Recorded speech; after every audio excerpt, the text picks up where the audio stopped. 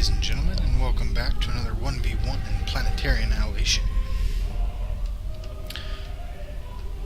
Spawning closer to this pole, we have Iron Gears, the white and blue Theta Commander.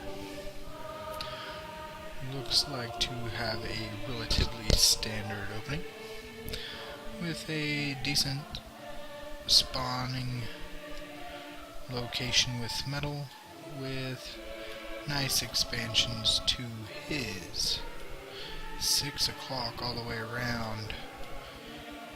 Decent expansion to his 3 o'clock, and a little bit more sparser to his 9. Coming over to Downey, spawning as the green and purple Raptor Commander.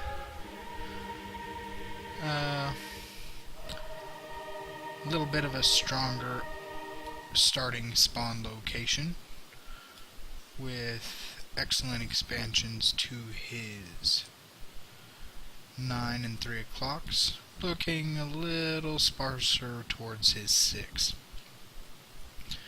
And spawning a little closer to the pole that I'm currently circling.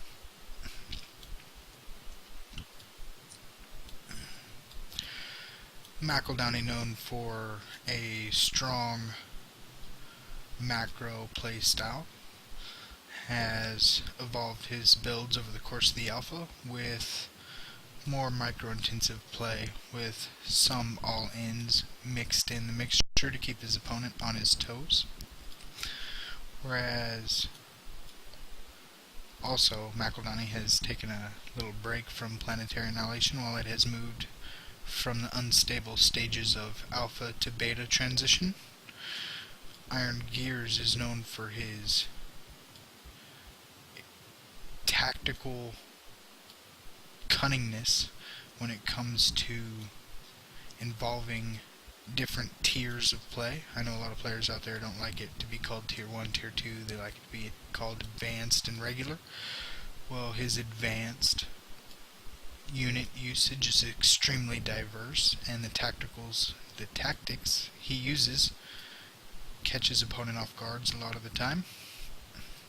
So, is the heavy macro-oriented playstyle, or all-in, coming out of Downey, going to bring the tactical genius of Iron Gears to his knees, or is Iron Gears going to simply incorporate Downey into his mechanism of destruction? Alright, the game is underway with a scout heading out in the 6 o'clock for Iron Gears, coming in the complete opposite direction as his opponent, whereas Downey is also sending a early bot scout out in his 6 o'clock, so both players are going to completely miss their opponents at this point in time. Looks like we have 2 fabrication vehicles expanding for Downey, whereas we have 6 fabbers expanding for Iron Gears. So economically speaking, the longer this game goes on, the more in favor it becomes in Iron Gears' hands. Whereas Downey is going to need to do some kind of damage relatively soonish to justify not having as many fabrication vehicles, bots for that matter, expanding. As we can see, Iron Gears' economy is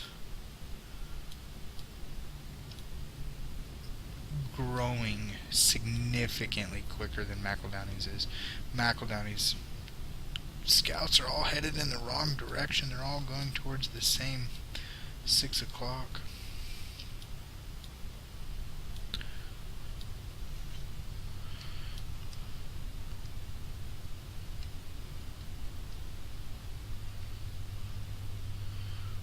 Iron Gears Fabra at the 6 o'clock is finding nothing, but simultaneously, he's gathering up all the metal on the planet.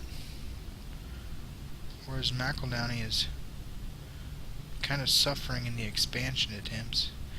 Currently he has 4 fabrication vehicles out getting expansions, whereas Iron Gears now has 7. So he's almost been able to double his opponent's Iron Gears. The white and blue Theta Commander has been able to pretty much double his opponent's expansion attempts the entire game up to this point.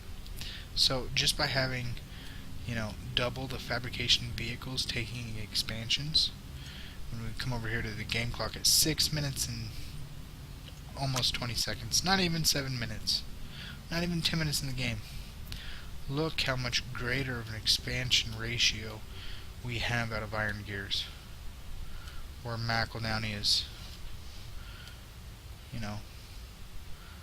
bringing in less income currently. McEldowney's fabbers do spot Iron Gears expansion attempts and, spot all these metals at his 12 o'clock.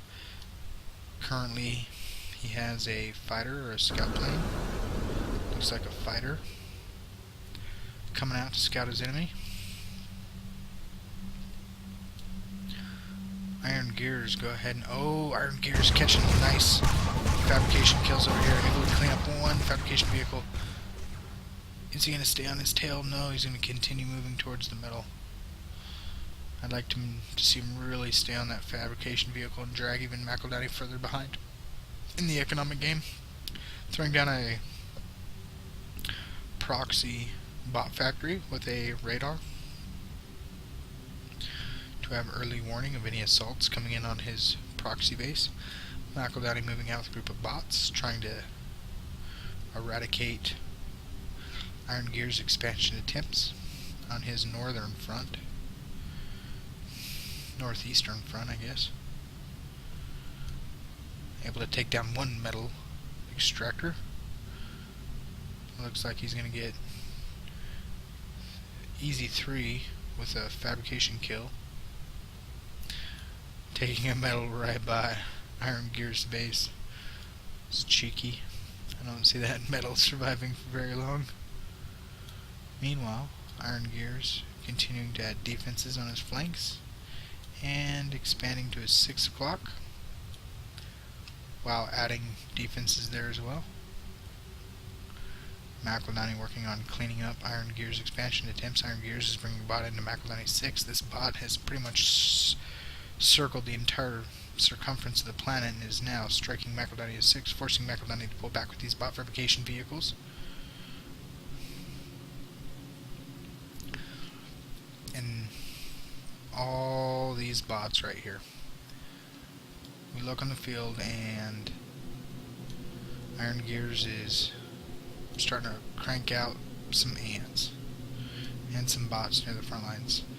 McEldowney's ants and his commander is going to have to hold this front line while his bots clean up a big chunk of Iron Gears' metal here.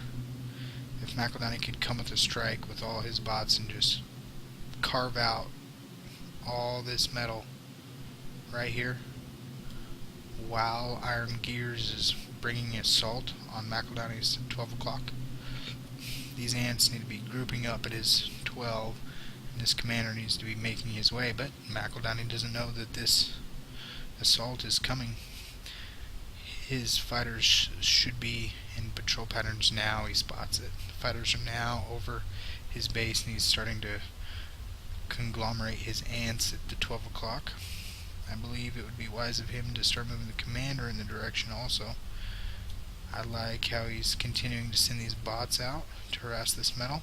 He needs to just carve out all this metal while creating a defense.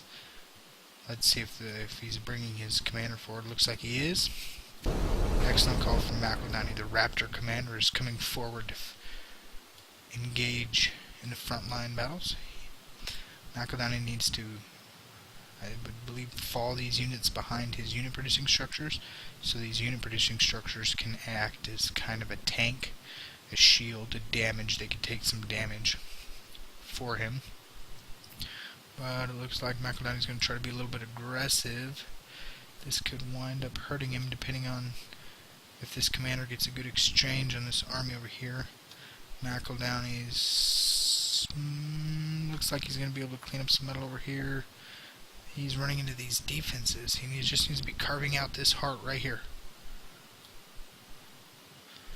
Engagements going on at McEldowney's 12 o'clock, and it looks like he's cleaning up all these proxy bot factories. What an excellent army exchange by McEldowney.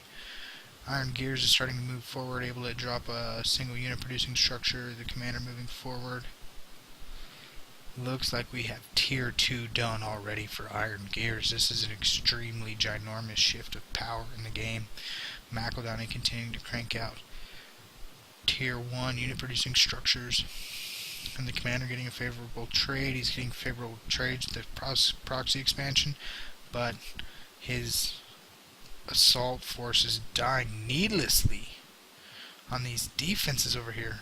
Look at this, all these units dying on these defenses when they could be carving out all this metal right here. They could have killed 1, 2, 3, 4, 5, 6, 7, 8, 9, 10. 10 extra metal. You know, maybe that one too. Maybe 11. But instead they get 4.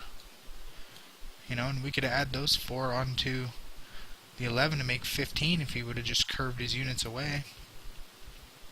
But he didn't notice in time. Now units are rallying to their deaths needlessly. Iron Gears getting really good exchanges, just picking off these misrallied units here. So I think the gap of play from McEldowney has really hurt him in this game. He's going to start taking some notes and improving his play from this. Already have levelers. This is the beginning of the end. Levelers coming out for Iron Gears. Iron Gears completely has the initiative. Been extremely out-expanding his opponent while creating defenses on his outskirts that McEldowney ran into time and time again. And these levelers are just going to get just really strong army trades. McEldowney trying to bring forward the commander to get a little bit better engagements, keeping his bots moving, not stopping to fight, to try to keep them alive as long as possible. Attacking the assaulting force from both sides. The Raptor commander coming forward, able to dish out some nice damage to the ants. And I think that was a suicide from McEldowney. Good game, well played. So basically, I mean, forcing you to go T2. Things that cost McEldowney the game, I believe, were his lack of expansion. You can't defend any of your metal. And Pardon? Iron You can't defend Gears. any of your metal. Nice defensive placement.